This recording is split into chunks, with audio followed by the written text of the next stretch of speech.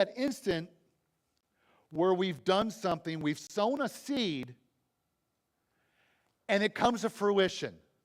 And we're going, I didn't want that seed to grow. Well, guess what, Abram, you were told not to bring Lot. And you brought Lot, and look what happened. You had to spend all this time saving him. Because he wasn't listening to me, he would have never gone to Sodom.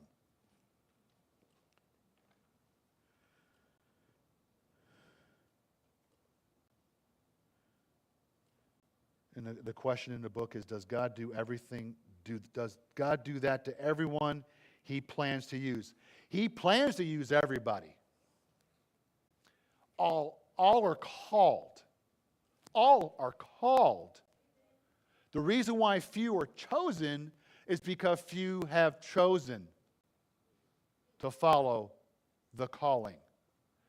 As you've heard Pastor Josh say, coming to church is not a big smile on God's face, though I'm sure it is, but it's for you. It's for me. It's for coming in communion with like believers who can lift us up, or at times kind of help tear us down.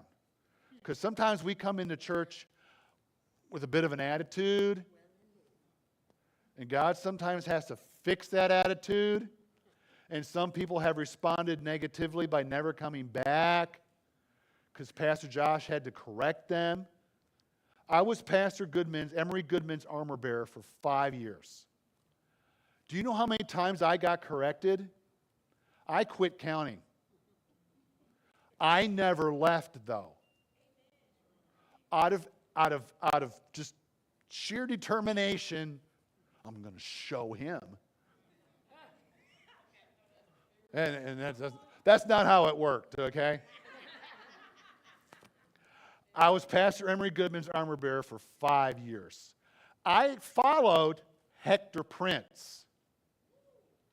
Exactly. Made me look like a kindergartner. Hector Prince would pick up Pastor Goodman every morning, fill his car up with gas, pick him up, take him to church, and then drive him back home. I must have missed that anointing somewhere. I did put gas in his car one time because he was on E. But when you place yourself under submission, you start learning how God can work those issues off. But some of us don't.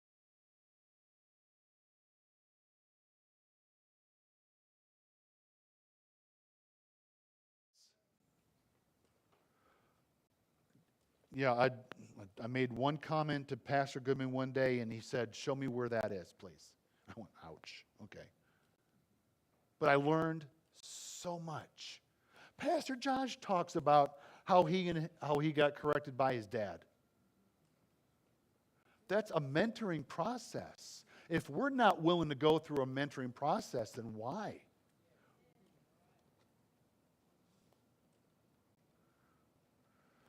What we can count on is that God will break and keep on breaking us until all resentment, hostility, anger, and self-importance has been broken out of our lives. All resentment, hostility, anger, and self-importance. Some of us are dealing with a percentage of each one of those. Some of us are walking around with a lot of anger. She will tell you, I used to walk around with a lot of anger at home. A lot. Nothing towards my family. I was always angry at myself. Hostility. After 3 tours in Iraq, I had a lot of hostility. Anger. Resentment. If we're not really willing to give those up, we have a very long fight on our hands. For 40 years, Moses was in the wilderness for 40 years. I don't like being in the wilderness for 40 minutes. I go up in I sit here by myself and I'm going, God says, just sit down. Be quiet. We done? No, be quiet. Are we done? And that's how some of us have our prayer life. Our prayer life is this and none of this. Miss Marcelle Stanley used to say, take the cotton out of your ears and put it in your mouth. If you do not know who Miss Marcelle Stanley, Miss Marcelle and Noble Stanley are the ones who started Cliffdale Christian Center in their living room. I miss Noble. He was like talking to the Apostle Paul. Learned so much from that man. Brokenness is countercultural. The world doesn't want to see you broken unless it's broken for them. Look in the New Testament, some of the letters that Paul wrote. He said they sent in spies to change us, to try and convince us to start following the law. But we did not give in to them for a moment. Turn off your TV, stop watching the news, because all it is trash. I can guarantee you it's nothing but trash, because all they have is an agenda. That's it, period. To change yours and my mind away from God and towards whatever their legalistic idea is. Learn to be God reliant. That's tough, because I remember God said, okay, I want you to be reliant on me for the next several days. You are not going to eat anything that you get yourself. I went, wow. Okay.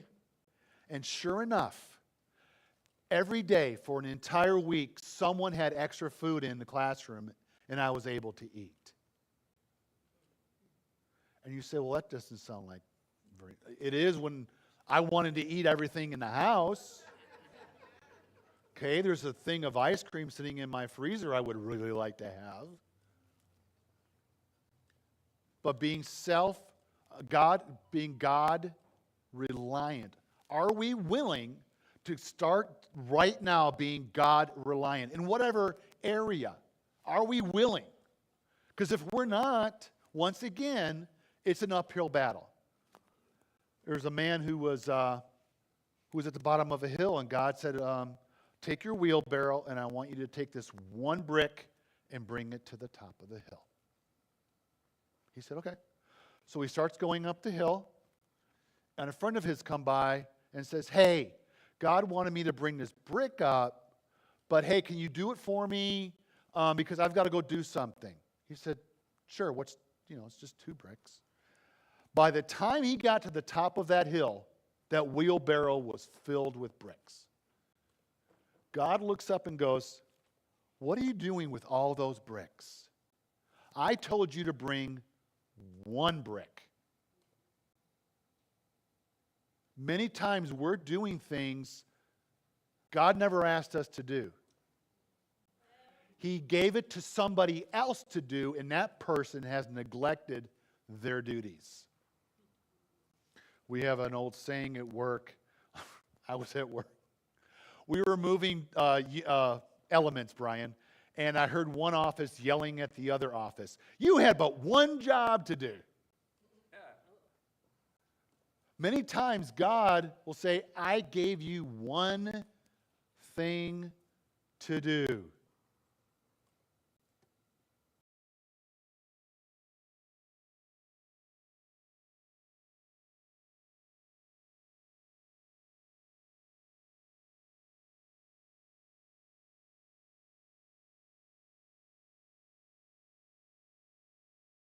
Where he can start. And some never reach that point because they think God had me do all of that. No, he didn't. You did.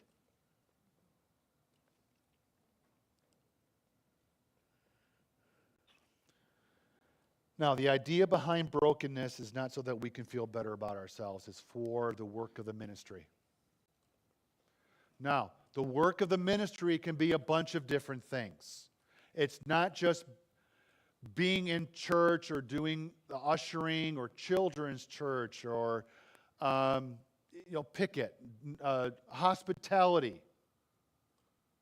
I don't think I've ever met anybody invite more people to church than Greg. There was a time when Greg kept bringing people in. I'm like, where's he meeting these people?